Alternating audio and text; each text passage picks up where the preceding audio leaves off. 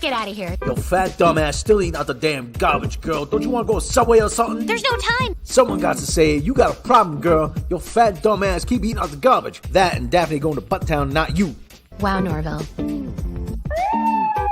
Oh, God, what are we gonna do? I can't go back to jail. Velma, how is it that Fred went to Butttown more than you while he was in jail?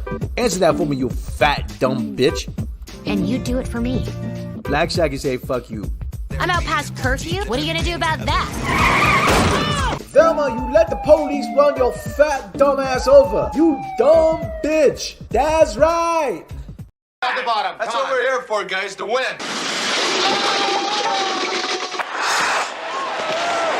That was no goal, you know. They was in the crease.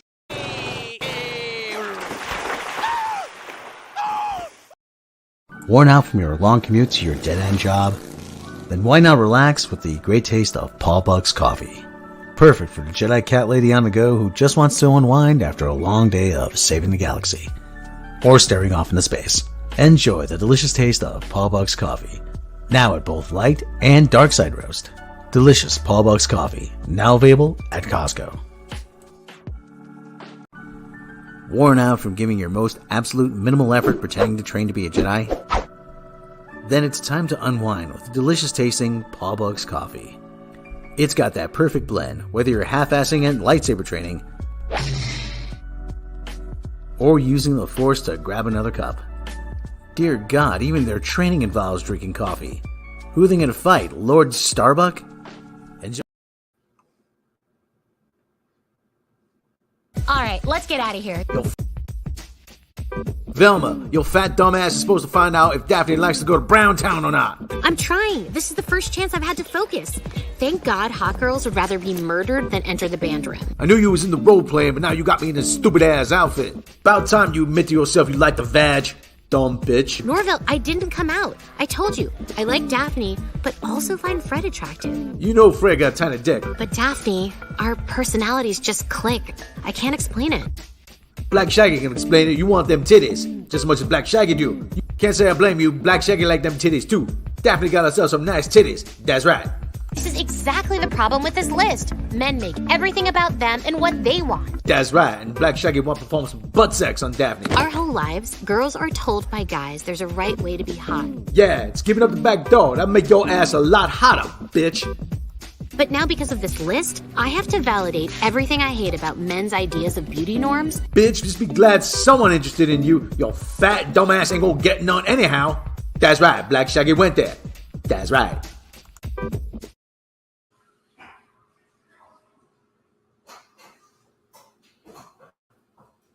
Oy vey.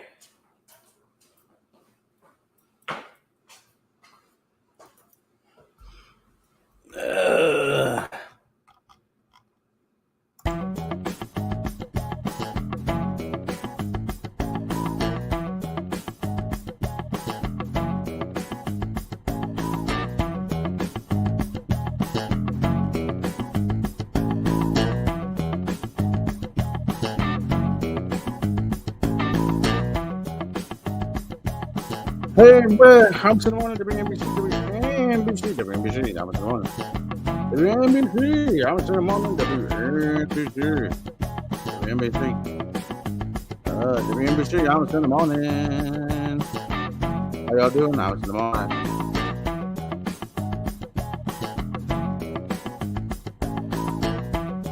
I'm sitting morning, WNBC. What's this?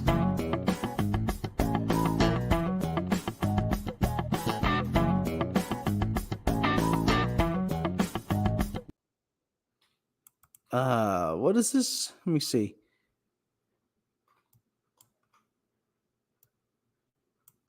How is everybody doing? I'm a cinema on WNBC, Mike Breen, Rob Bartlett, WNBC. How y'all doing? So anyway, how's everybody doing this Sunday, Labor Day Sunday? I am... Oh, there's a doggo there.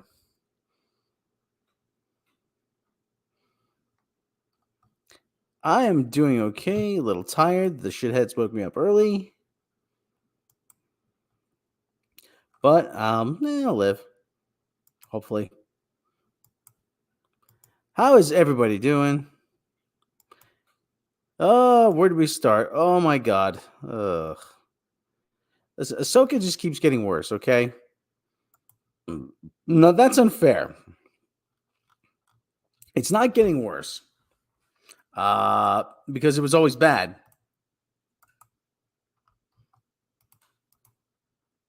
It really, it was it was it was bad from the beginning. So there's no getting worse about it.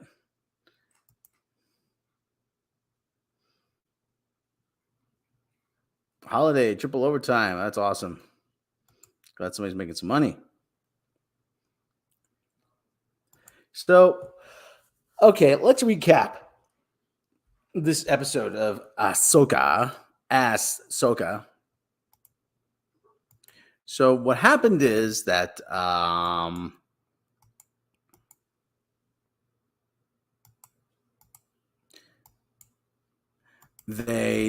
that's about the look they're getting out of me. Duh.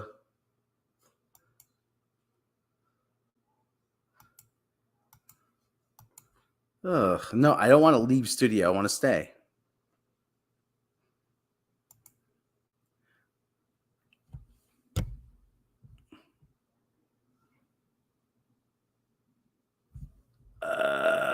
Yeah, we're doing okay.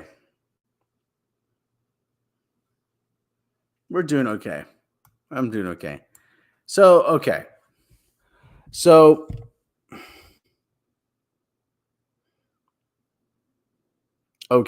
that and so what happens?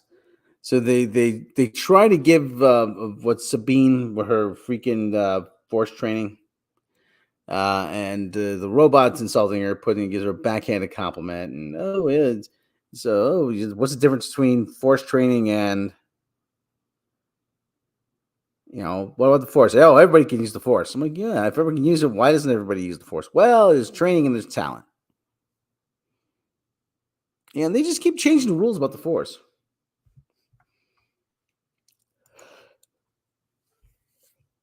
So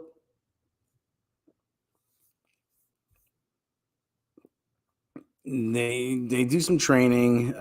This one goes in front of the council. Mon Mothma is there, and a bunch of other guys. Listen, we've uncovered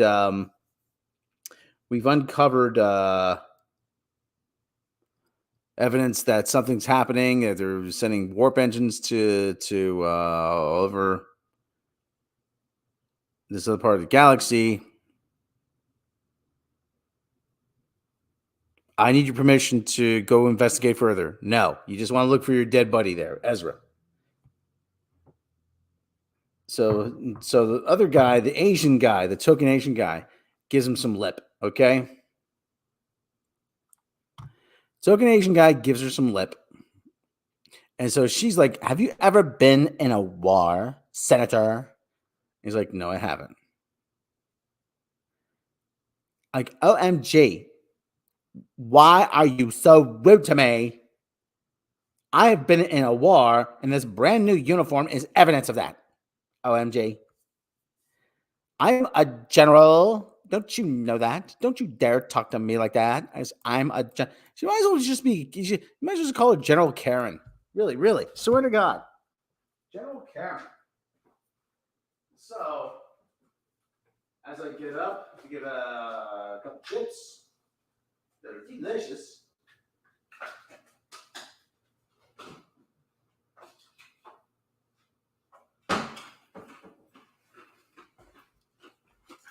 So here's the thing that I don't understand. You know that they're just going to say no.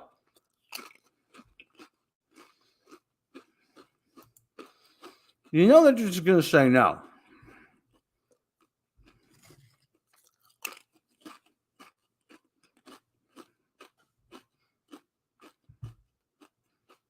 Now, why not conduct your investigation and then come back with the evidence? That I don't get. So she gives the senator some lip. How dare you? How dare you? How dare you tell me no? I'm a woman and I'm a alien woman.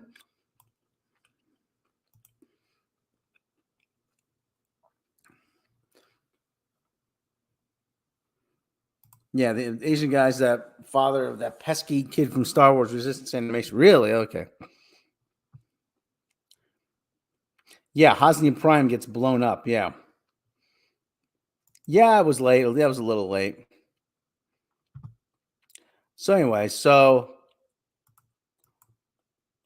okay, so what happens is they say no.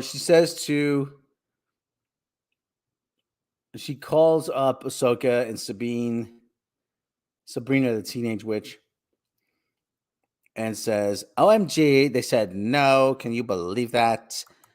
I mean, they're just like evil tools of the patriarchy. And so Ahsoka and Sabrina, the teenage witch, fall under attack. And I'm like, wait a minute, they're just reenacting the escape scene from Star Wars. I've never seen Clone Wars or Rebels. That's the inherent problem. I have no idea who any of these people are. Why were there guards on the upper deck and no one important was really in the room? That's a good question.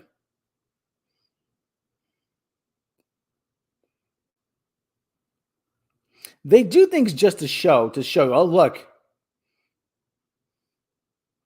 Oh yeah, look. There's guards over here. They just put guards in just to show you that there's guards. That's the whole thing. They just do things to do things in this show, regardless if they make sense or not. Oh, speaking of do things to do things, so okay, they get fall under attack, and listen, that ship should have been a pile of space junk, okay? But they take several direct hits, nothing happens. And so the engines go down. Sabrina the teenage witch there is trying to fix it, and Ahsoka is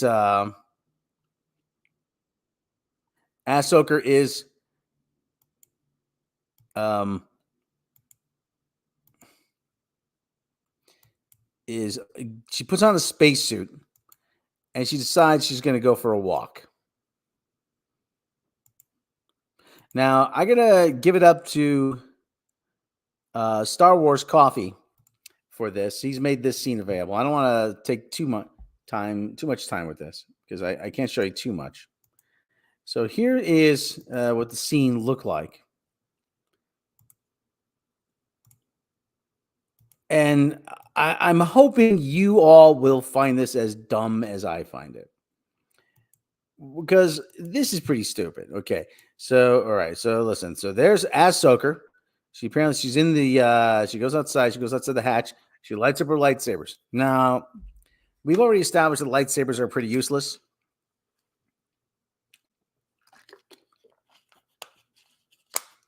But at the same time, this is what we're going with. Okay, so there's Ahsoka. So she's walking. Okay, she has a spacesuit and a helmet that perfectly fits her headdress there, or whatever the hell they're called.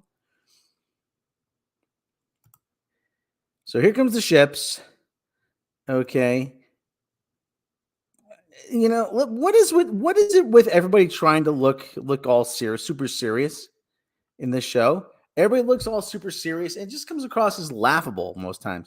It's almost like an episode of The Naked Gun.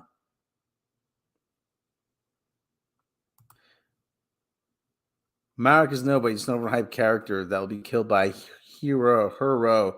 Classic, yes. They use the Force, yes. 14, yeah. 14, especially when Samba TV said, yeah, it was only 1.2. She dies in a Star Wars game, really. Why are two commanders or whatever? They're in the room as well. As well as behind her. What is the function? Is to show that she's better than them or something? It's to show that she has subordinates, that she's in charge. At least that's my interpretation of it.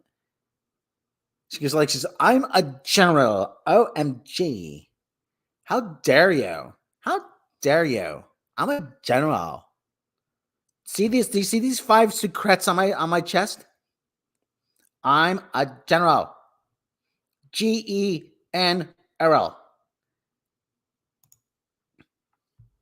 Look up Return of the Jedi Rebellion #1. You'll not believe this is real. We'll take a look at that.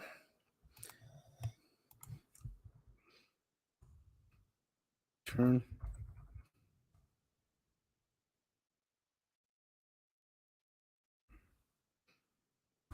Okay. Oh, for God's sake. Really? Oh, for crying out loud. Is that real?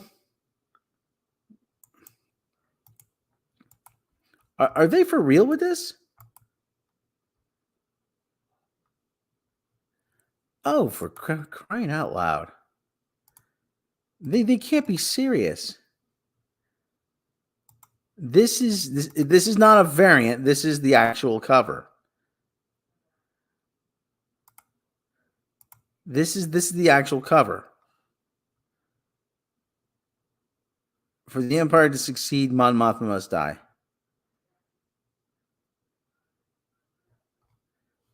That's it. Is this the right one I'm looking at? Not a variant.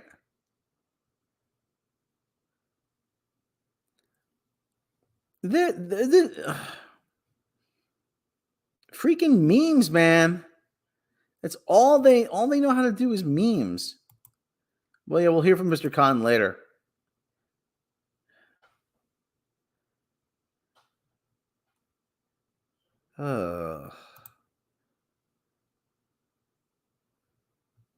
Unbelievable. All right, so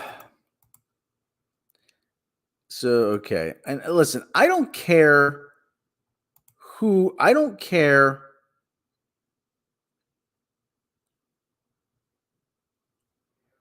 about for fuck's sake. I'm just aghast. Listen, I never thought it could be this bad. So, okay, now look, watch. So this is the part that was just like this shit can't be real. Yeah, and it is. I saw this a couple days. I couldn't believe it.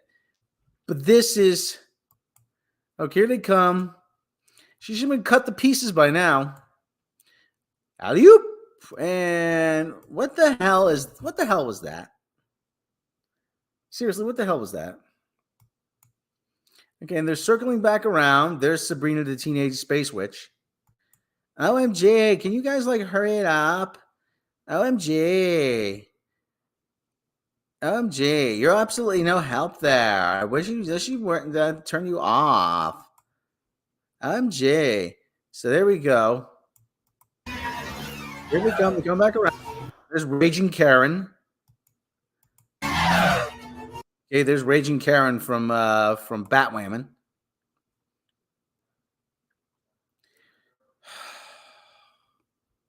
God, this is so bad. This is so freaking bad. I'm aghast that this is what somebody thought this was gonna be. But okay, let's see. Okay. Again, she should have been cut to pieces. You should have been cut to pieces, or the ship should have been destroyed several times over.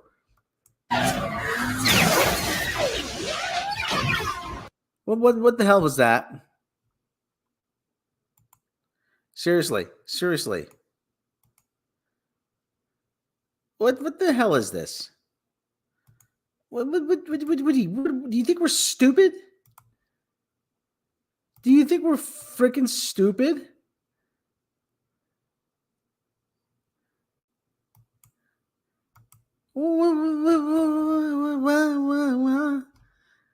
The more I watch it, the more the dumber it looks.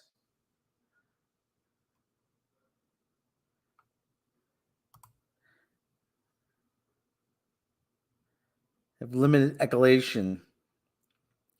Yeah, that is interesting.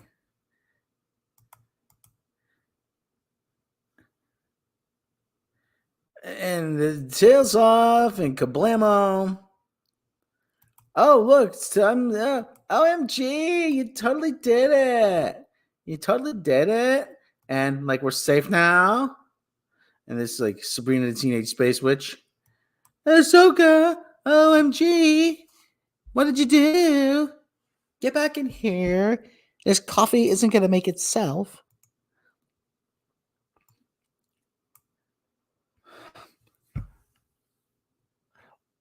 Why is she floating away? Why is she floating away? If she was able to make that leap, she made this leap on the first go around. Why?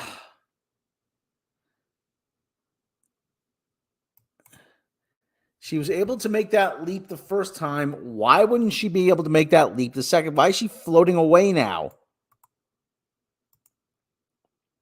Why is she just floating away? And what happened to her lightsabers? Ugh.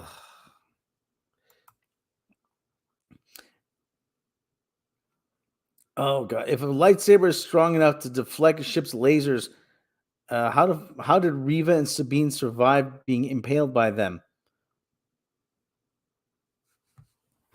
Nobody's provided a good answer to that question. They're both the Black Knight. 'Tis but a scratch. A scratch your arms off. No, it isn't.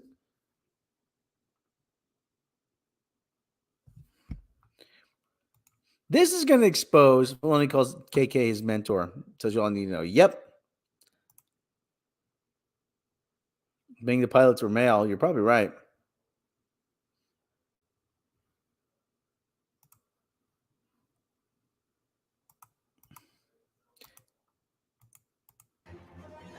The ship yet? You fixed the Did you fix the ship yet? You fixed the ship yet? OMG. Did you fix the ship yet? OMG. Ahsoka. I'm like totally working on it. And oh, it works. Okay. All the coffee maker is working. Oh, I got it. I got it. Ugh. OMG, now pick me up. Is it coming around again? Raging Karen. She got the crazy eyes. Look, she's got the crazy eyes.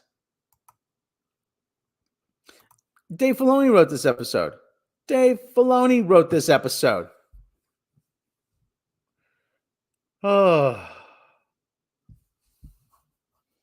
The actress as Sabrina the Teenage Space Witch is actually Australian. Well, that's so they could save money. That's Hollywood's dirty little secret. You wonder why so many foreign actors are coming into the country, like you British and Australian actors and Irish actors. It's so that they could save money. Is because you can deliberately underpay them and not incur any SAG penalties. Yeah, that's the case. As long as you do a halfway passable American accent. Yeah, Pierce Brosnan said that that British actors are essentially the equivalent of Mexican day laborers. OMG, OMG. I'm totally rotating the ship. Look, I did it. I totally rotated the ship. Oh my. Wait. She did it with a dial? Hold on. She did it with a dial? What the hell kind of hair has she got? She adjusted a dial? What she's putting on K-Rock?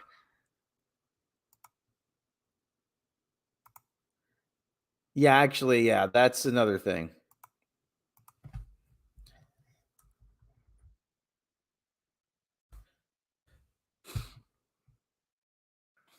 I'll cover that in a minute.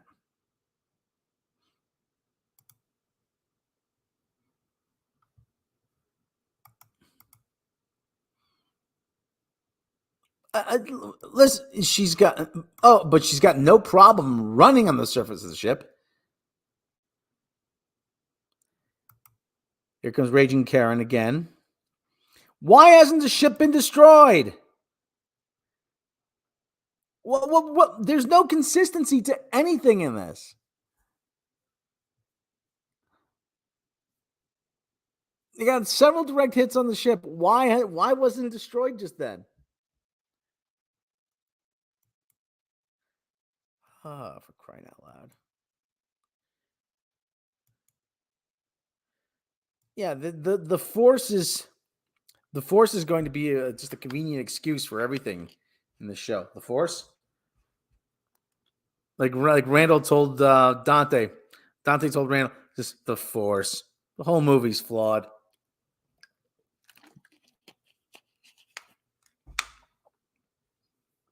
She has like level 15 plot armor. She has vaginal plot armor, is what it is. And of course, they get away just in time. I don't remember this scene. Oh, this is coming up. Ugh, please.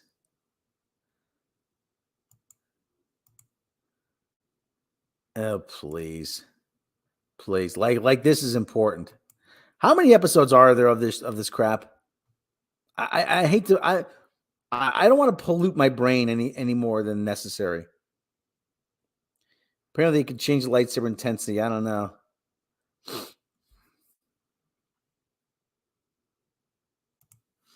Oh yeah. They're gonna totally sick of undermining. Yeah, well, Kermit, they're making it up as they go along now. That's the thing. That's the thing. They're just kind of making it up. Oh, it's not impossible. I'm like, but you've already laid down what the rules are. If you already established that a lightsaber is hot enough to cut through a metal door, then how does Sabine or the teenage witch, how does the teenage witch survive? She should have been turned into a pile of ash.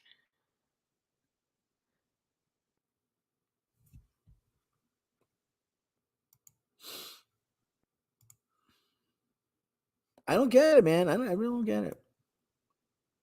This is not going to get any better. No, well, at least they drove the car off fairly early. They drove the car off the cliff fairly early.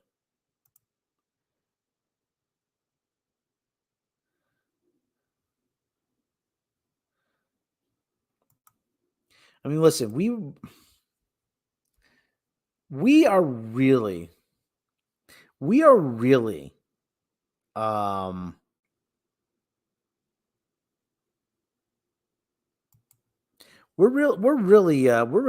really screwed here with Star Wars. Well, I want to say we're, but listen, meaning they're really screwed because Star Wars is just going to keep getting worse and worse and worse and worse and worse. It's going to keep getting worse. And there's no bottom to this. There really isn't. There's no bottom.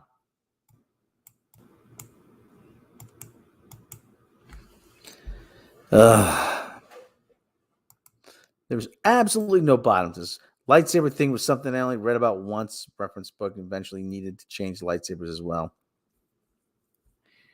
Yeah, I mean, listen, when you have a new series, sometimes the rules change, but after a while, the rules should be pretty firm now.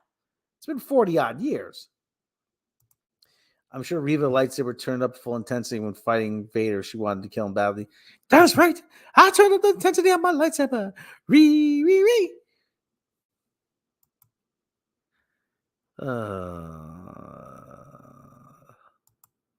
Unbelievable.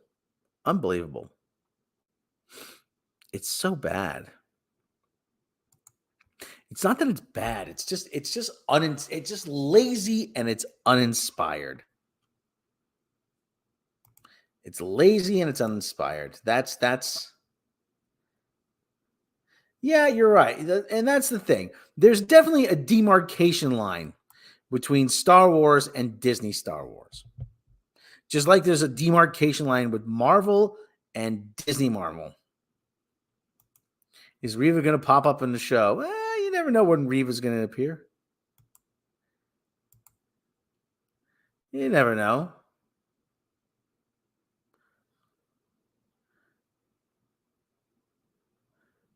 So, like I said, there's these all the, you know what? There is always a demarcation line between everything. There's a demarcation line with Disney Star Wars and Star Wars. There's a demarcation line between there's a demarcation line between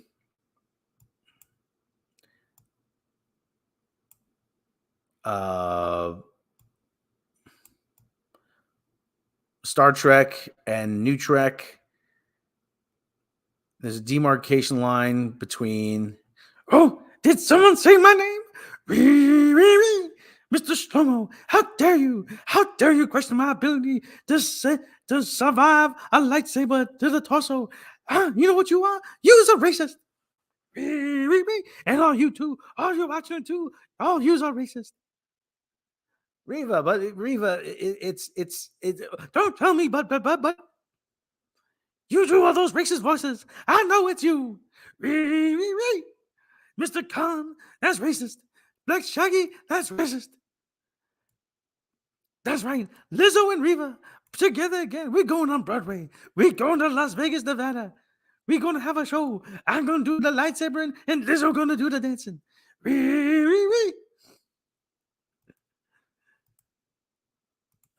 Unexpected appearance by Reva. Unexpected. That was totally unexpected.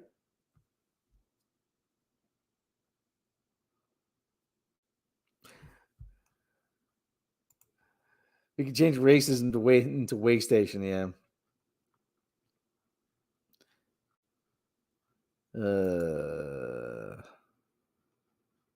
It's gonna get worse, people. This show's gonna get worse, and I'm gonna be there to say I told you so. I'm gonna take Reva's name in me. It's been years since I read that reference. I don't remember everything. Yeah. Yeah, well, yeah, there's stuff I pull out of the old brain hole.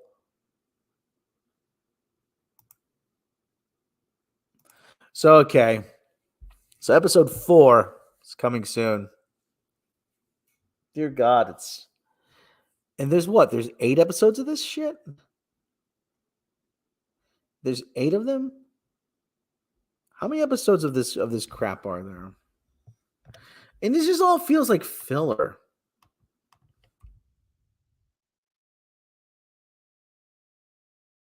How many episodes of Ahsoka? There's 8 episodes total. 8 episodes total. Dear God. We're not even halfway through this crap. Damn, we're not even halfway through this.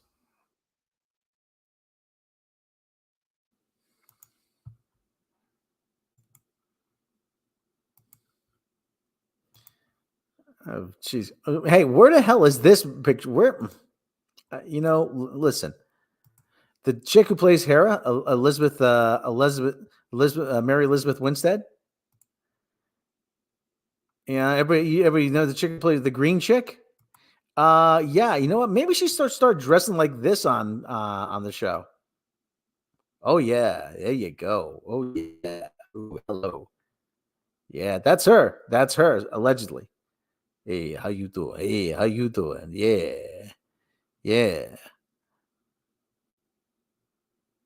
Yeah, I think my lightsaber is fully illuminated here. How you doing? How you doing? Yeah. Drop the attitude, okay, honey? Hello, nurse. That's right. Yeah, that's right.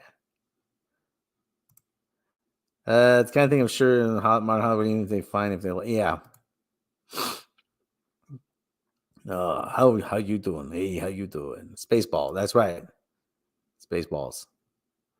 Hey, just paint her. Just walk around in bikini top painted green. I don't care. You have my attention. Can we get Mr. Khan, the visionary? Mr. Khan's thoughts. Rob, the man, is a visionary. Maybe he can educate them all. Thoughts on the Mary Elizabeth picture. I don't know. Mr. Khan's kind of busy lately. I don't know. I don't know. Maybe let's see if we could let's see if we can coax him into commenting. Oh, Mr. Khan. Mr. Khan?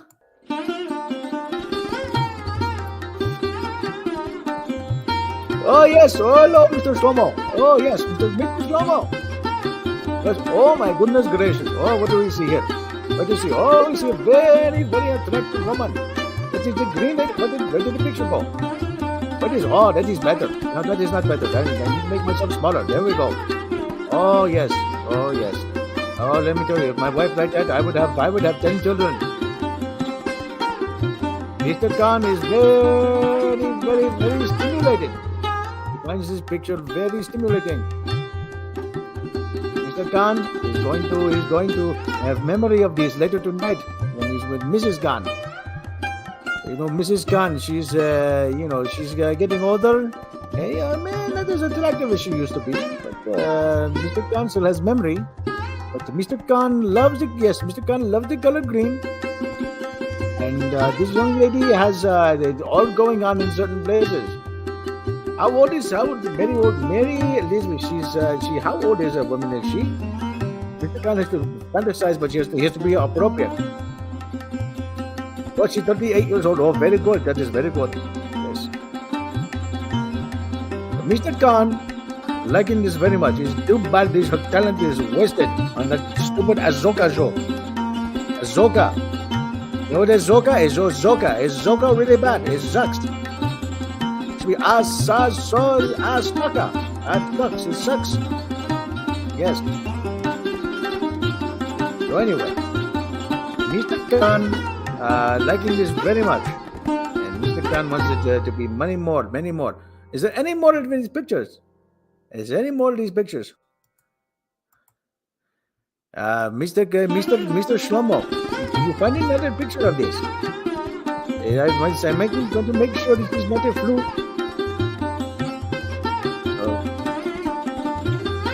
Oh, hello. Yes, that is very good. Very, very good. Now, why is she not looking like this on the show? I don't understand, Mr. Shlomo. She's not looking like this. She's like a bad attitude, and nobody likes that. Yes, we're keeping up with the guns. Mr. Khan is definitely up right now. Oh yes, Mr. Shlomo, you are. I'm very much indebted to you. Ah yes, this sight will light fire in my dreams. Yes, get closer. Yes, Mr. Shlomo, get closer. That is very cool. Oh, Mr. Khan, hello, Mr. How are you doing? As Mr. I thought your religion prevented being stimulated. Is there anything acting on it? Well, this is an act. Definitely, this is an act. Mr. Khan has to know what the temptation looks like so he can fight the temptation. That is true. Mr. Khan has to be able to know what the temptation looks like so he can fight the temptation. Mr. Khan definitely knows what the temptation looks like. Mr. Khan knows what the temptation looks like.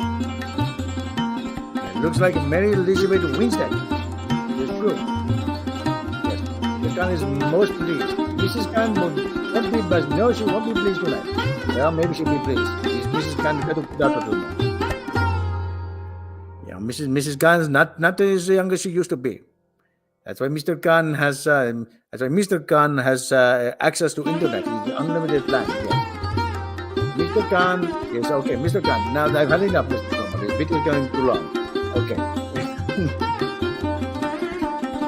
Mr. Khan, not yes.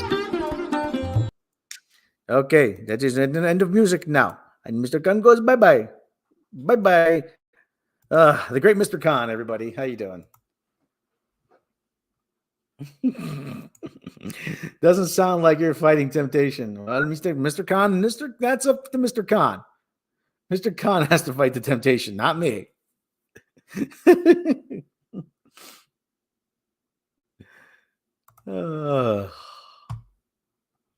Like you said, why can't she look like? Why can't she wear this in the show? Jeez, I'll tune into that every week. Who cares what the plot is? Who cares? Listen, she shows up looking like this. Who cares what the freaking plot is? Okay. All right, let's continue on. Sadly, as we know, I'm a big fan of video games, and SAG-AFTRA wants video game voice actors to go on strike. New York, SAG-AFTRA's national board unanimously seeking permission from union members to strike against a number of video game makers ahead of negotiations resuming later this month. The union's initial contract with major video game companies, the Interactive Media Agreement, was extended past its initial expiration date last fall as SAG-AFTRA negotiated with the companies for critical terms members need. The union said Friday in a news release, unfortunately, throughout the negotiations, the companies have failed to address those needs. Once again, we are facing employer greed and disrespect. Once again, artificial intelligence is putting our members in jeopardy of reducing their opportunity to work. Once again, SAG-AFTRA is standing up to tyranny on behalf of its members. Fran Drescher, the union president, said in a statement, "The disease of greed is spreading like a wildfire, ready to burn workers out of their livelihoods and humans out of their usefulness. We at SAG-AFTRA say no, not on our watch." While a strike authorization does not launch a strike, it can be a useful tool at the bargaining table because it gives the union the ability to declare a strike if negotiations break down. Eligible SAG-AFTRA members will be available to vote on authorizing a strike until September 25th at 5 p.m. Pacific time, the evening before discussions resume. SAG-AFTRA is seeking an 11% retroactive wage increase for its video game performers, as well as a 4% increase in the contract's second and third years in order to offset inflation. It is an identical request to the one it made to the Alliance of Motion Picture Television Producers as part of the union's ongoing strike against film and TV companies. SAG-AFTRA negotiator, who asked not to be named, told CNN the video game companies are offering nominal dollar increases, but a real dollar pay cut. They added, under the current proposed terms, due to inflation, our members will be making less in real dollars in 2025 than they did in 2020. We want a fair contract that reflects the important contributions of SAG-AFTRA, represented performers in an industry that delivers world-class entertainment to billions of players around the world.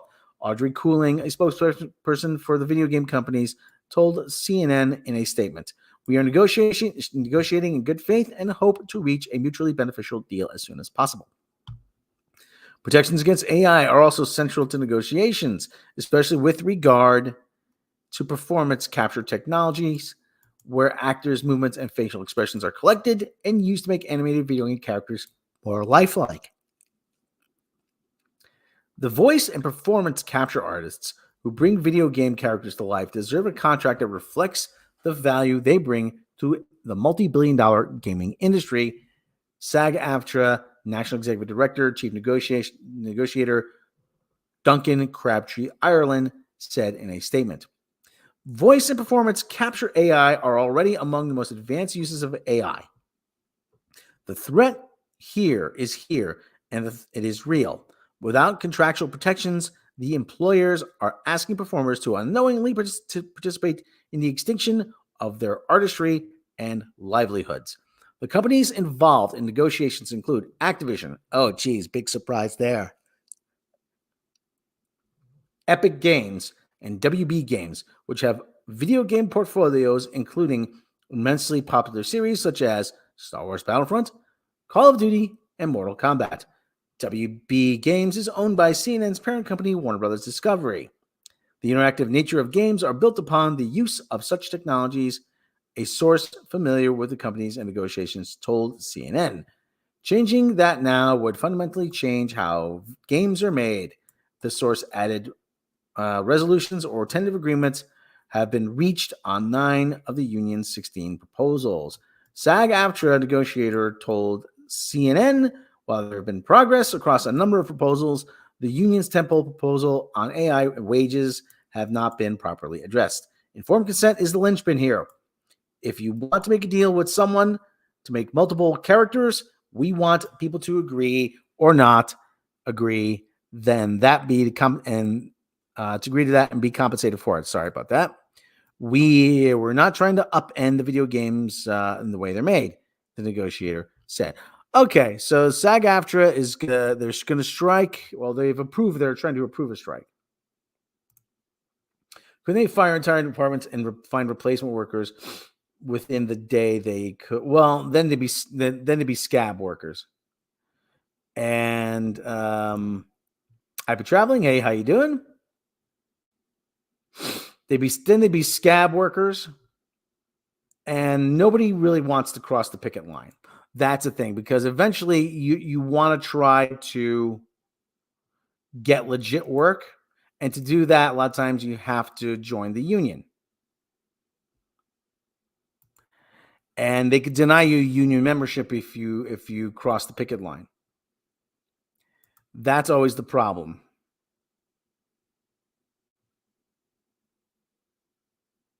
So,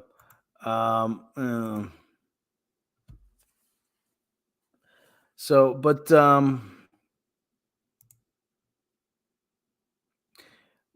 here's the problem though.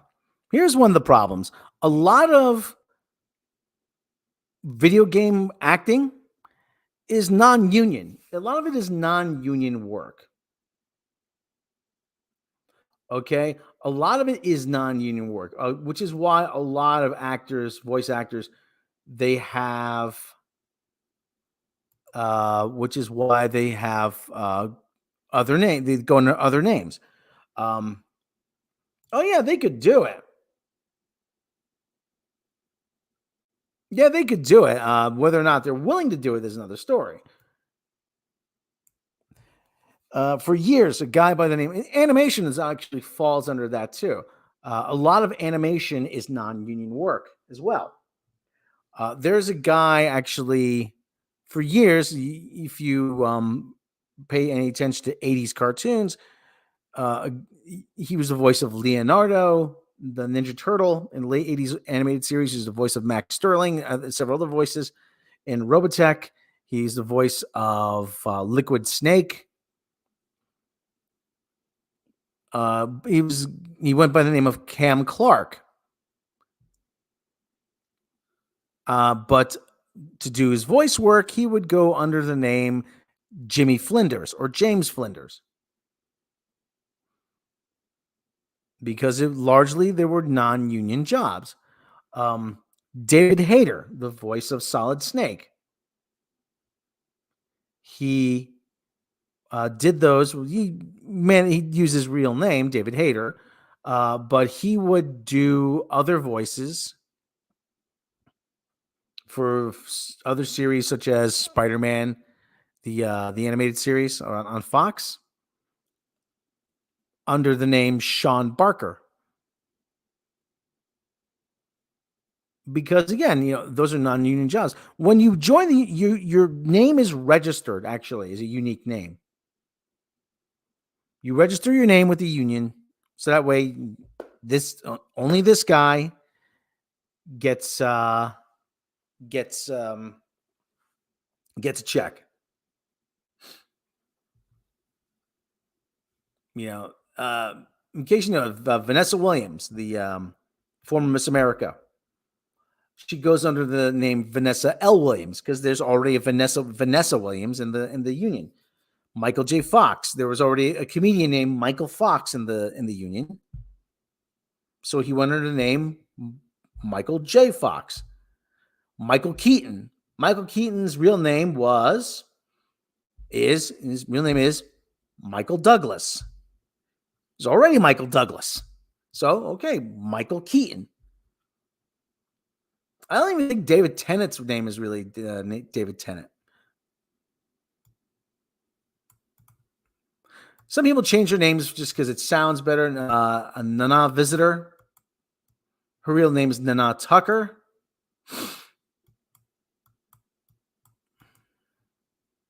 He was in the Guyver Dark Hero. Yeah. Some people change their names because they don't want to ride the coattails of a famous parent or sibling. Nicolas Cage his name's really Nicholas Coppola. Yeah, Dave. The BBC is different than Hollywood. Yeah, I don't know about I don't know if BAFTA has the same rules. This will be impossible to do video games because of indie gaming scene. No, you're not wrong. No, you're not wrong. Well, again, that's the thing. They're largely non-union jobs. Michael Buffer, actually, the ring announcer, Michael Buffer.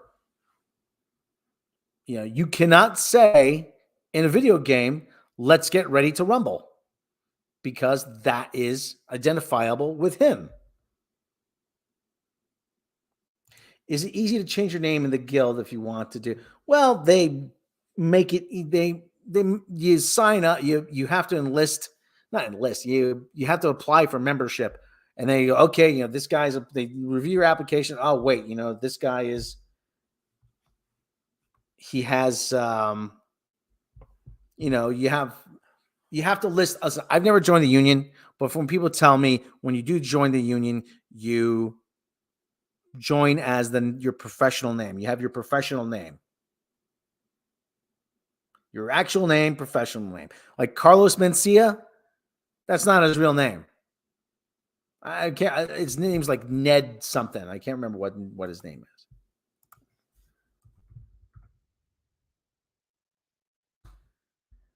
His name is Ned Arnell Mencia. George Lopez, real name is Edward Lopez. George Edward Lopez.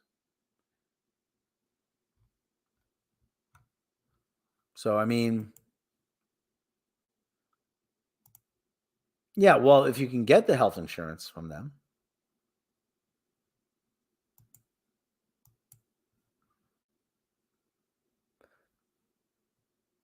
So, I mean,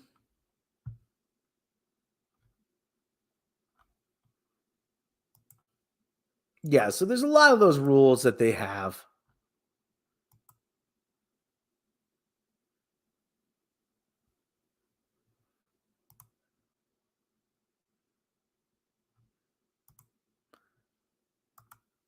So again, I don't know how this is going to work because of a lot of these games are non-union jobs. I don't know how this is going to work.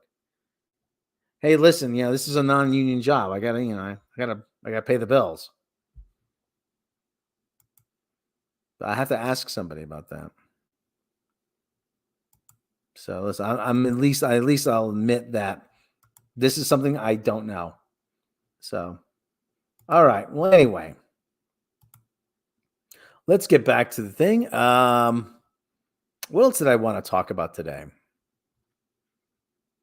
Let me see. Hold on. Oh yeah, there's a women's professional hockey league. This is more for my. I'm not going to stay very long on this, but they've already named the cities. They named the general managers. We don't know anything else about this league, but I just want to say this is more for the Hockey Rob channel. The dogs and cats can strike too. Well, the doggo. Oh my God! Do not. I saw I'm taking a break from the sad doggo movies. I watched part of it. It was just, oh God, it just leaves you emotionally drained. It really does. Because talk about they talk about animal abuse on the set. That's not animal abuse. I can't say the word. They talk about animal A word on the set. That's audience A word. That's exploiting the audience. Really. because they know which emotional buttons to push. Dear God. And you get all verklempt and the doggy, oh, the doggy's sad. Oh, no, the doggy's sad. The doggy's sad, and the humans are sad, and the audience is sad. So I can't do the sad doggo movies anymore for a while, at least for now. So again, they're starting. So let's get back to this. They're starting a women's professional hockey league team. Is this a good idea? Who the hell knows? All I know is the WNBA has never been profitable in the 25 years it's existed. Children have been born, gone to school, graduated from college, gotten married, and started families in the time that the WNBA's existed, and they have never once made a dime.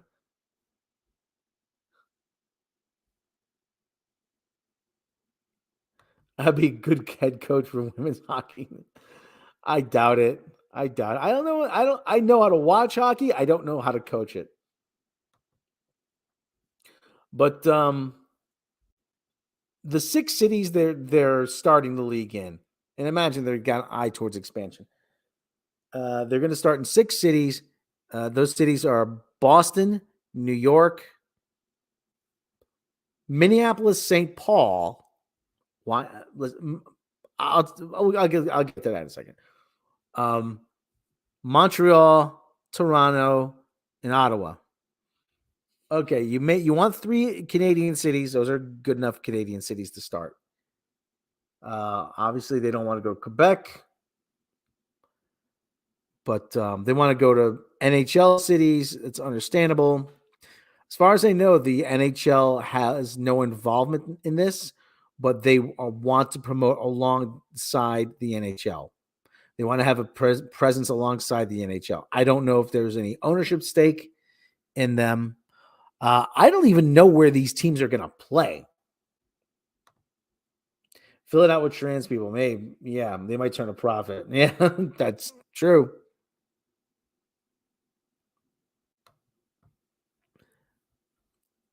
Like I said, I don't even know where they're going to play.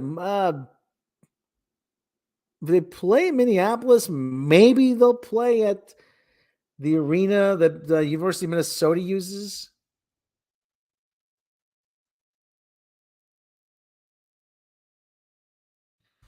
Huntington Bank Stadium.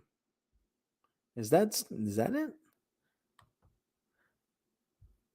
Actually, this is pretty big arena.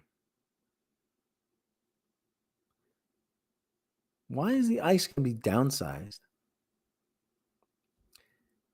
For 30 years, Minnesota Gophers have learned to lean on a secret weapon. Not a center, but the ice beneath your skates. 2023 winds up. It doesn't exist as Olympic size. Oh, okay. Larger rinks came into vogue in 1980. Okay. The Gophers opted to install a sheet of ice 200 by 100 feet, 200 feet long by 100 feet wide, 15 feet wider than. Okay, so the ice at. Okay, I thought what it was. Hold on. I just want to show you guys the ice at University. They'll probably play here. I don't know what the capacity of this is, but no, the rink is 100 long, 100 wide by 200 long. The standard ice size is 85 wide. This is a pretty big shot here. So yeah, so they're probably going to put in. Yeah, they're going to make improvements here, but I'm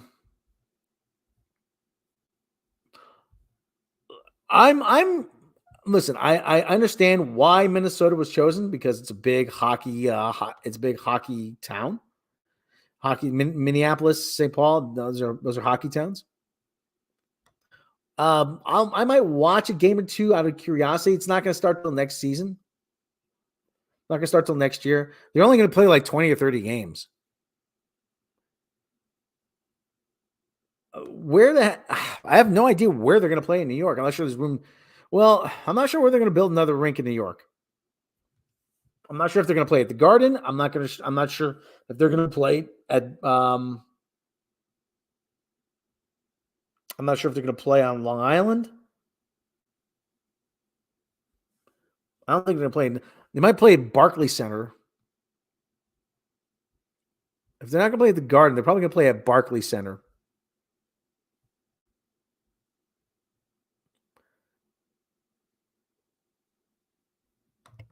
Yeah, they're going to be named the Rivas. And then they're going to, that'll be their chant.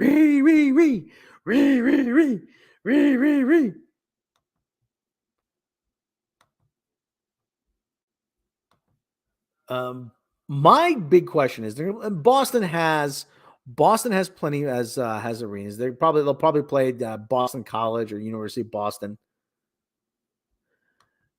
That's a good. Who's going to be funding this? That is a good question. I have no idea. Actually, wait a minute. They had who's going to own the league here. Hold on. They did have something about that.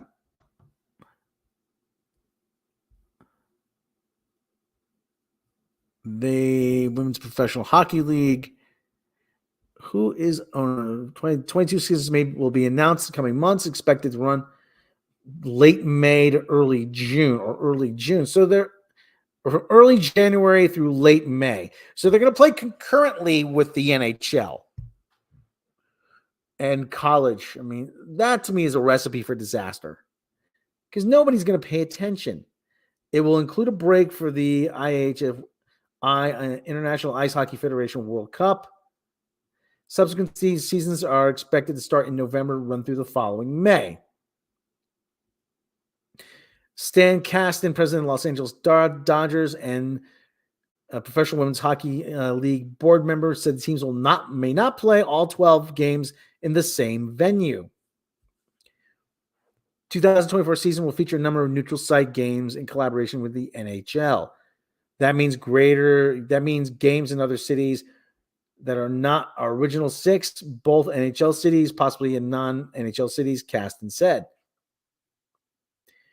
Some of our markets where we are playing home is the bigger NHL venues. We'll probably have events in those venues, promoting those specific special events. Planning NHL All-Star Weekend, Toronto. Okay, they're going to present NHL Weekend, Toronto. NHL Commissioner Gary Bettman previously said his owners did not want to get involved when there were two competing women's hockey leagues, but would consider supporting one consolidated pro league. Yeah. Cass said a relationship with a new league is consultative at the start, helping WHL identify its markets, potential venues for teams. The business plan extends 10 years. We understand this is going to be expensive, particularly in the early years, but we're prepared for that. We didn't do this for the short term. We didn't do it for the long term. We did it to be permanent. Rosters for the inaugural season will start forming during the initial free agency signing period, starting September 1. The majority of the team's founding players will then be selected during the 2022 PHL draft, September 18th. PWHL says it's in the final stages of securing 6 general managers. Yeah, they announced the general managers, actually. We want to get the model right. Okay. The league is PWHL is fully funded by Dodgers co-owner Mark Walter and his wife, Kimbra. The Mark Walter Group purchased the assets of the Premier Hockey Federation, PHF, in June to effectively dissolve that league in order to launch the PWHL as the only women's professional hockey league in North America. The PHF was founded in March 2015 as the National Women's Hockey League, which at the time was the first professional women's hockey league to pay its players. It was rebranded in September 2021. 5 of the 6 PWHL franchises are in cities that had PHF teams during 2022-23 season, all but Ottawa. The demise of the PHF ended a multi-year feud between the organization and professional women's. Okay, yeah. So this is owned by one guy. The teams will have staffs of up to 11 to 13 people, with the majority being full-time employees.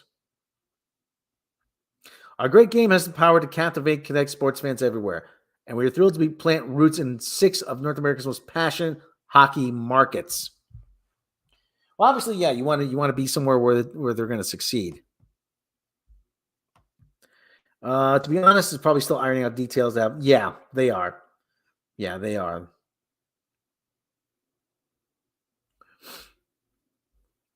Well, they're committed. It's not my money to spend. We aren't looking back at this point. We're still in a lot of situations, professional environments. Okay. All right. Well, anyway. Well, they're committed to it. It's like I said, it's not my money to spend, but hey, it's good luck to them. They're gonna need it. Are there that many women who play professional hockey? Can they get that many players? That is a good question. Hockey teams only have, only. Hockey teams have about 23 people, 23 players. You have 23 players, and you have 20 position players and 3 goaltenders. Usually. So, and you also have roster spots for substitutes. You have, you have scratches. So you carry a few extra people here and there. Are they moving the Arizona hockey team somewhere else? They're not moving this season. They're going to play in Arizona. They're going to play in Mullet Arena, which is Arizona State University's arena. So they're going to play there for the time being. After that, who knows? There's talk of moving the team to Atlanta. There's talk of moving the team to Salt Lake City. There's talk of moving the team to Milwaukee. There's talk of moving the team to Houston. I've heard San Diego. Houston, a lot of people seem to be saying Houston. But one of the problems you're running into is the NHL wants teams to have ownership of the arenas. They don't like the idea of signing a lease and splitting the revenue from things like luxury boxes and stuff like that. No one wants to do it if it's not decent enough money. Yeah, that's true. My big question is, why didn't you choose Chicago? Why didn't you have a team in Chicago? I mean, that would make travel a little bit more convenient. But again, I'm not. I completely get.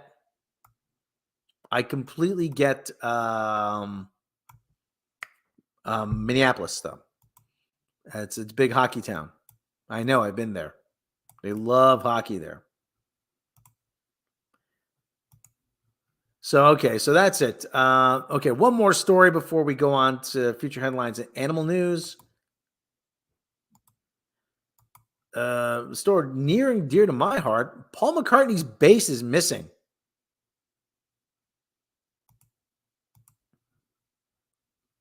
Yeah, I was shocked as you are. Global search for Paul McCartney's missing Beatles 61 Hofner bass.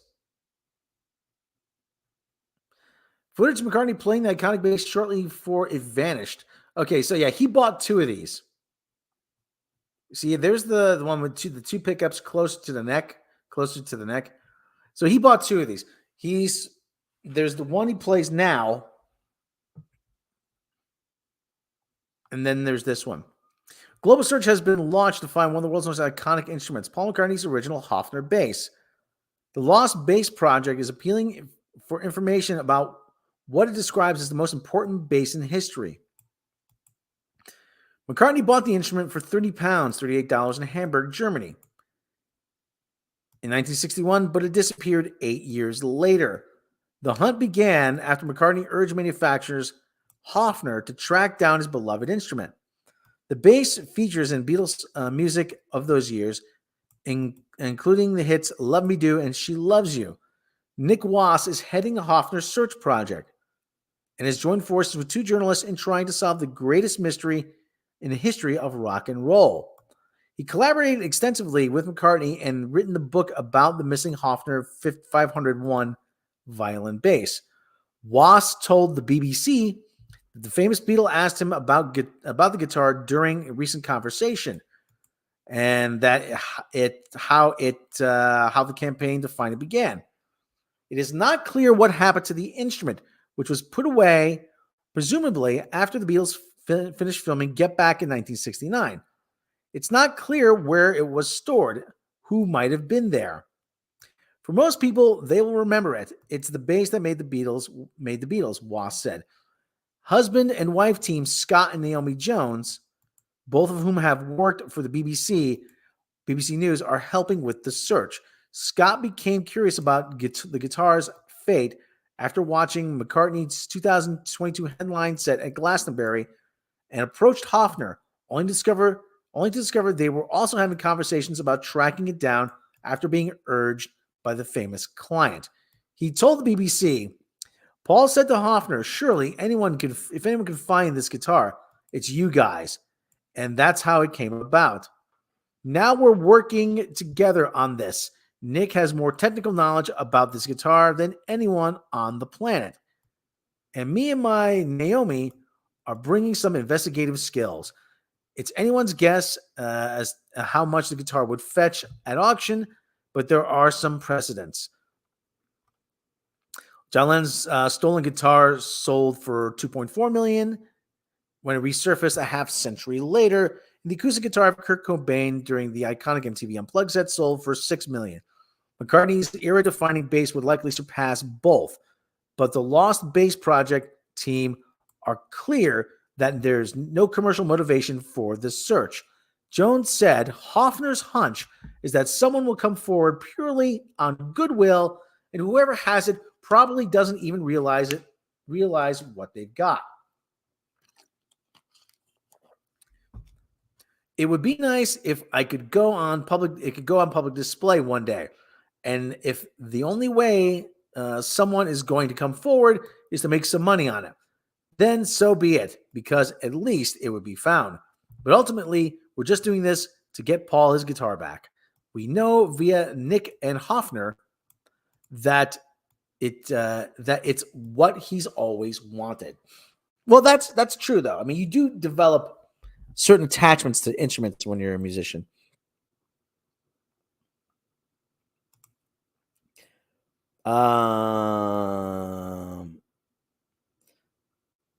Once again, the reputation. It's hard to shake the reputation.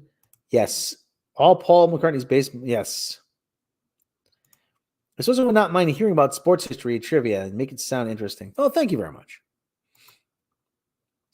Let me see. Hold on. Ultimately, yeah, just the project's public appeal has been live for less than 48 hours. Let me take a look at the page. I'm going to take a look at the page. I'm curious. The Lost Bass Project. We'll take a look at the page together. Not saying I'm in a position to find where it is, but I'm just curious to find it. Curious to take a look. The project's public appeal has been live less than 48 hours, but the team has already received hundreds of new leads, including two particular interests, which are being followed up on. How to spot Paul McCartney's bass. There are a couple of telltale signs any amateur sleuth should be aware of trying to identify it. A dead giveaway is the Hofner logo, which was written vertically on the headstock of the original model, but horizontal on later versions played. Oh, really? That's interesting. Oh, I didn't know that. Oh, yeah, look. Yeah, see, it's written vertically. Yeah. Yeah, okay. Actually, there's a better picture. Hold on.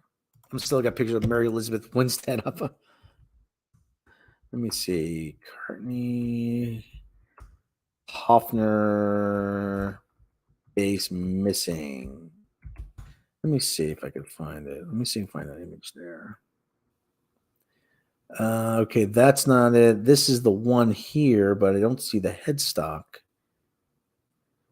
Okay, that's it. Is this a clear? That's not a clear picture though. This is yeah, you can kind of see it, but not really here. Because he bought two of them. There it is in the background.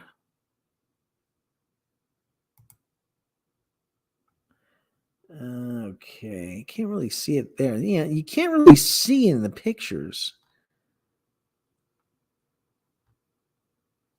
Okay. Okay, well, you're going to have to just trust me on that. Okay, yeah. Well, we'll look at the page, okay?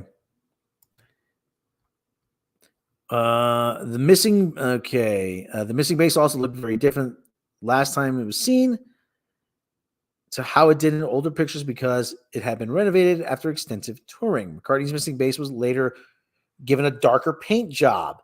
It had the pearl pickguard removed and had two pickups mounted in a single piece of black wood. Okay, let's take a look at the... Yeah, there it is right there. Okay, let's take a look at the Lost Base project. The Lost Base. Let's take a look at this website. Like I said, not that I'm in a position to actually find it. Okay, so there it is. Oh yeah, it does have the Hoffner logo written down the front. Okay, that's Pete Best. It's John and George. Okay. We help trace the base. Welcome to the Lost Base Project and the greatest mystery in rock and roll. This is search for the most important bass, Paul McCartney's original Hoffner bass. You need help tracing the base and getting it back to where it once belonged. See what they did there? Help trace the base. Original Hoffner bass. And see, okay, there it is. That is what it would look like. Okay. Meet the team looking for the base. Press updates. Pressing updates. Sharing stories lost base. Okay, there it is. Okay, so there it is. Oh, okay. This is kind of interesting. I kind of like that. Okay, so that's what it would look like. There it is right there. Join the project. Well, listen, I get involved and you can learn how to identify Paul McCartney's original Hoffner bass and rule out the fakes. You can see the trail the Lost Base has been on, following the mystery since 1961. And you can get updates on the search today. And if you have credible information about the base, this is your chance to share and be part of music history. Oh, how about that? Well, listen, I know that it's not unusual for instruments just to turn up in weird places. The photograph above is one of the last sightings of the missing bass, taken at Twickenham Studios in January 1969 during the filming of Get Back. Apple have allowed the project to use the picture of Paul lost in thought. Where did the bass go? Where is it now? With a little help from our friends, from fans and musicians to collectors, music shops, we can get the bass back to where it once belonged. Paul McCartney has given us so much over the last 62 years. The Lost Base Project is our chance to give something back. Okay, so that is not it. Get in touch. Okay, I don't have any information, but I will. So there's the base. So, okay, the telltale signs are the Hoffner logo being written down there and the two pickups being mounted on the black piece of wood. Okay. That's kind of an interesting thing. And you know what? Listen, in a larger city, it may very well turn up in a music store or whatever, or in a pawn shop, or someone in somewhere might have handled it along the way. I know that Mark Bolan's Les Paul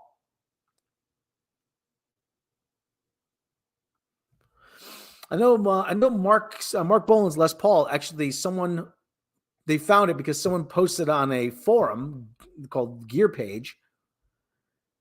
They said, "Hey, I got this Les Paul. I need help identifying it."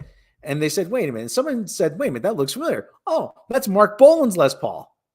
So it could be literally any in the world. Yes, if it still exists. Yeah, you know, that's another thing. It could have gotten.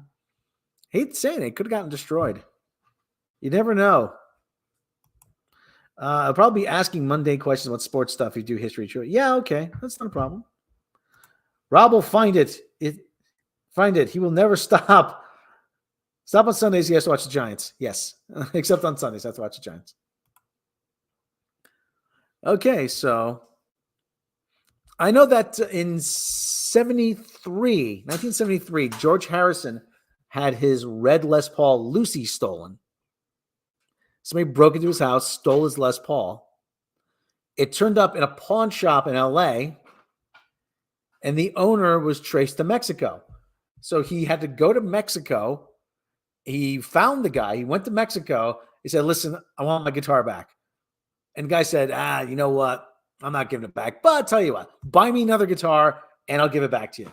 So he had to go buy another guitar, give him that guitar so he could get his red Les Paul back. Like I said, guitars have a habit of just showing up in places, which is kind of weird. Like that red Les Paul was originally owned by Rick Derringer. It was a Les Paul Gold Top. He played, what was the Hang On Sloopy? He played it on Hang On Sloopy, actually. That old? Yeah. Wow. He sent it to the Gibson factory in Kalamazoo to have it refinished in red. It came back. He says, "You know what? Something about it. I don't like it. Something about it's different. Besides, it's something they changed something." So he sold it to Manny's in New York. Eric Clapton goes into Manny's in '68 or something. Sees, oh, there's a red Les Paul. Yeah, I think George would like that. He buys it, gives it to George. So that's how that happens. That's why you buy stuff in Vegas. You never know who owned it. Exactly. It could. No, this is me being 100% serious. That bass could very well be in a pawn shop somewhere in Las Vegas, or it could be in L.A. Pawn shop in L.A. Could be at the Chicago Music Exchange. Oh yeah, I got this Hofner sitting over here. Yeah, it came in a couple months ago. Yeah, nobody really wants it. It could be in down at St. Mark's Music in the Village. Big C could have been handled by thousands of people, which is likely. Yeah, like I said, yeah, it's in a public appeal like this. It's I would have to think it's going to turn up sooner than later. My personal thing was that somebody knew the band was. Listen, if you watched the Get Back special, they saw the band was in the process of breaking up. You think that this is the last time they're going to be together. Somebody took it for themselves. Somebody in the organization took it for themselves. And I wouldn't doubt it if that person still has it and is not coming forward. Probably somebody's family is Yeah. somebody's attic. Like, That guy, that kid. I did my uncle's thing that he got from the Beatles. Yeah, someone doesn't know what they have and they're shooting bows and arrows with it. Uses a bow and arrow. You know, that red-haired kid, you know, that was their roadie, was getting them tea. You know, he looked pretty shifty to me. He was the cops who wouldn't let him play on the roof. Yeah, it was one of the cops that tried to shut the place down. So there you go. So, you know, Paul's base is out there somewhere. Well, it's just waiting to be found. All right. It is time for animal news. Well, let's check in. We haven't done cat cam yet. Let's check in with the cat cam. We're going to check in with Dim Sum, who is sitting over here. There she is. Hey, Dimmy. Hey, Dim. How you doing, sweetie? That t-shirt's clean, by the way. She's got her back turned to me. Hello, Dimmy. So there's Dim Sum. Is Naranja around? Naranja is in the other room. So okay, so Dim Sum's over there. Okay, we're gonna do some animal news. Animal news, animal news. Gotta see some animal news. And as I always say, no sad stories, animal news. We like happy stories, happy endings. And we have a happy ending story here. We have a happy little story. Hopefully, this is a happy story. You'll find this interesting. This is about a dog. I love the doggos, and there's a reason there's man's best friends. So, but this dog actually takes it to another level. Dog runs away from home, sneaks into Metallica concert at SoFi Stadium. And this is from yesterday. So, Inglewood, California. You may have seen this on social media. A post about a dog who allegedly was abandoned at a Metallica concert at SoFi Stadium in Inglewood last weekend. But as is usually the case, there was more to the story. It turns out that the German Shepherd wasn't abandoned. She just likes to rock. After a few days of online outrage over a dog purportedly leaving their dog owner purportedly leaving the pup at SoFi Stadium, Metallica updated the story, posting on Instagram and saying, despite reports to the contrary, our friend Storm snuck out of her home adjacent to SoFi Stadium and made her way to the gig all by herself. After a full night of taking in the show with her Metallica family, Storm was safely reunited with her actual family the next day. So there's Storm enjoying herself. The four-legged fan had a great time listening to her favorite songs, including Barks Eternia, Master of Puppies, and The Mailman That Never Comes, tongue-in-cheek references to some of the band's most well-known songs. And in case you were wondering, no, you definitely shouldn't bring your furry friends to the M72 World Tour, the band added. But this dog sure did have her day. So there's the doggo. There's the news feature. My producer and my editor both say this is their favorite story of the year so far. Yes, this is a favorite story again. So you may have seen on social media a post about a dog that was allegedly abandoned at the Metallica concert at nope, not abandoned. So let's hear him out. SoFi last weekend. So like I said, we always like a happy ending. There is more to the story. The doggo was reunited this with German Shepherd wasn't abandoned. There she is. Oh, look at her. She's so happy. And she just likes rock. After a few days of outrage over some dog owner leaving their pup at SoFi, Metallica posted this today saying, despite reports to the good for them, looks like she was well taken care of. Contrary, our friend Storm. Some doggos just want to be around people. That's the thing. You know, some of them just want to be around people.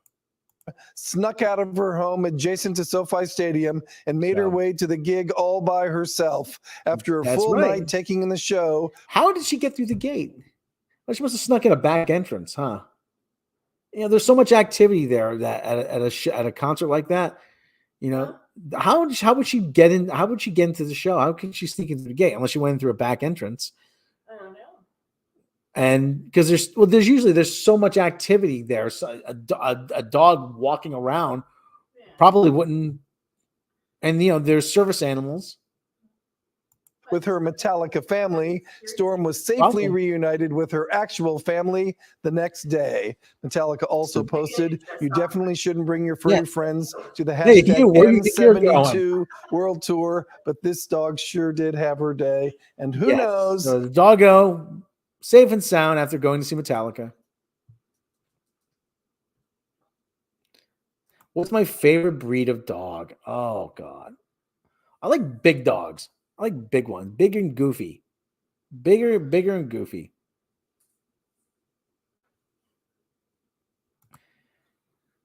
Bigger and big goofy dogs. I like German shepherds. I like Australian shepherds.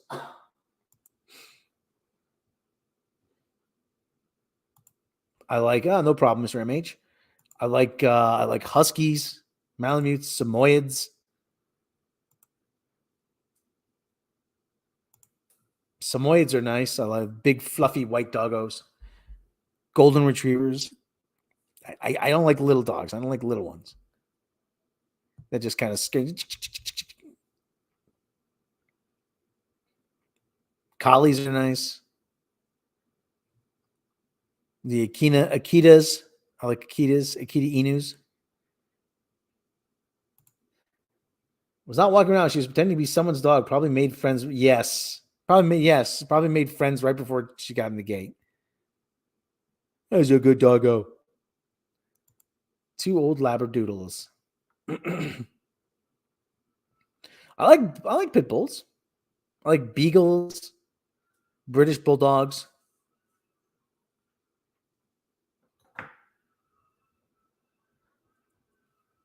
I like they're all nice. They're all good. And they're all my friends. I like I like Bernese mountain dogs, Greater Swiss mountain dogs. Yeah, you never know. You never know whose hands it passed through or where it came from. And something like that, like that base. Oh, I like pugs. Pugs are nice. Pugs are cool. A friend of mine has 2 pugs. Bulldogs are too inbred looking. Yeah.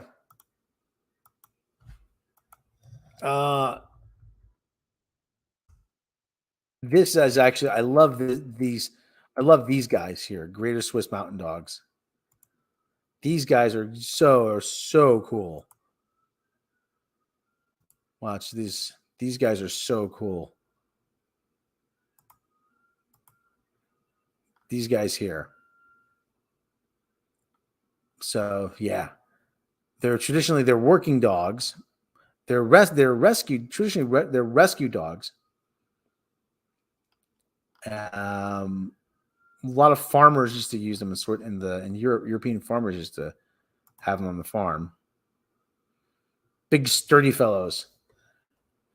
And they're good. They're good around children. They have a friendly demeanor.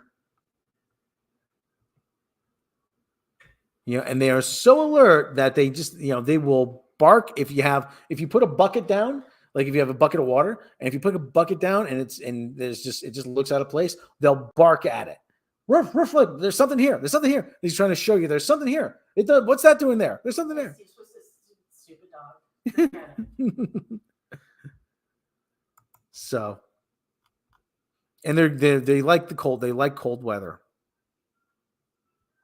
See, there you go. There's a good doggy. Who's a good doggy? Who's a good doggo? Who's a good doggo? You are. That's right. You are. You are. You're a good doggo. That's right. So there's your animal news. Happy fan. Have I seen Kurdish Kangal dog? No, I have not. Kurdish Kangal dog. Let me see. Oh my goodness, he is a huge boy. That's a big boy. That is a big boy, I'll tell you. Let me see. Hold on. Let me bring this up here.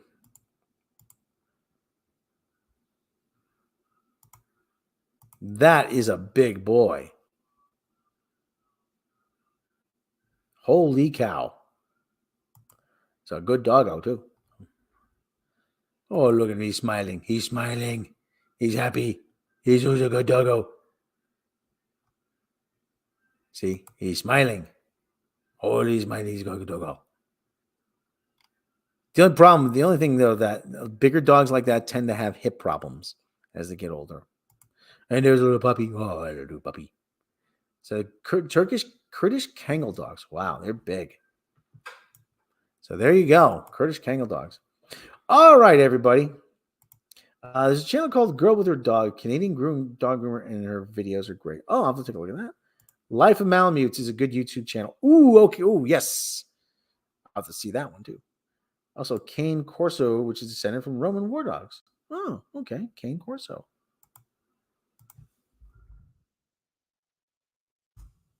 Cane Corso. Oh, yeah, those guys. I've seen those guys. I've seen those guys before. They're big boys, too. All right. It is time for the show. Which I love the doggos. It is time in the show. I'm trying a new technical feature out.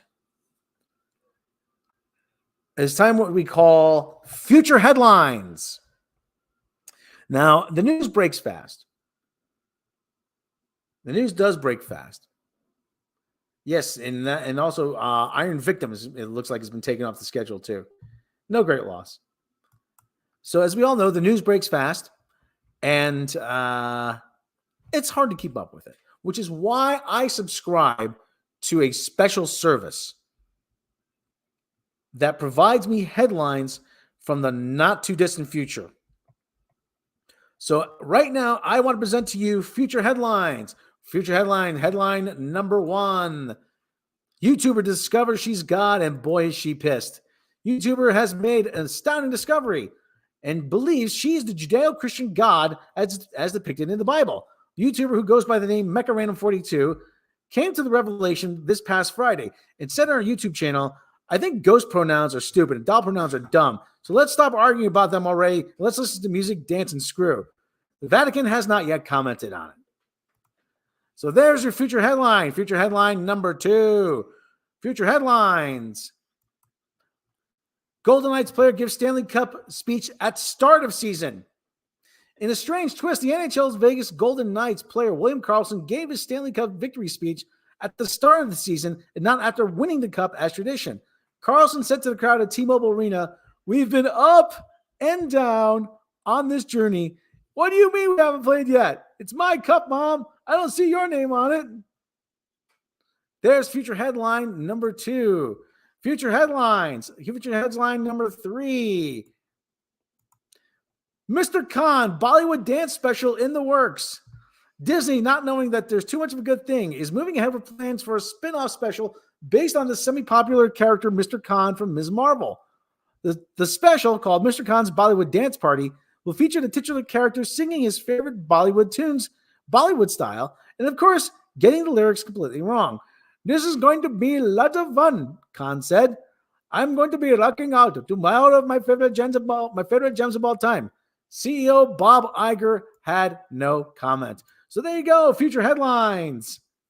Everyone, this is the longest show I think I've ever done. This is 1 hour, 37 minutes, 51 seconds. Everyone, thank you very much for joining me. I'd like to thank everyone in the chat. You know who you are. If you have your favorite YouTube channel, don't be afraid to hit me up on Twitter. Want me to check it out? Robot Shlomo on Twitter. I'm Robot Shlomo on Instagram. Robot Shlomo on Steam. I'm Robot Shlomo everywhere, just as this way of streamlining it.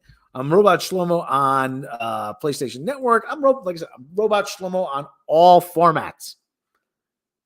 So hit me up there and then your social media platform of choice. Everyone, have a great. You doing a stream later? Probably. Mecca might be doing a stream later. Everyone, have a good rest of your day. Have a good Sunday. Have a good Memorial. It's not Memorial. It's Labor Day. Have a good Labor Day. You got the day off. Enjoy. If you don't, then we are very grateful that you're putting the hours in. So some of us don't have to. I will probably be playing a game later. I don't know which one. But have a good rest of your day. Have a good tomorrow. Have a good week. No drinking, no driving. We want to see you back here next week. Everyone, thank you in the chat. Listen, we're running late, so I'm sorry I don't have the time to personally thank you all. Everyone, have a good rest of your day. And as always, we will catch you next time.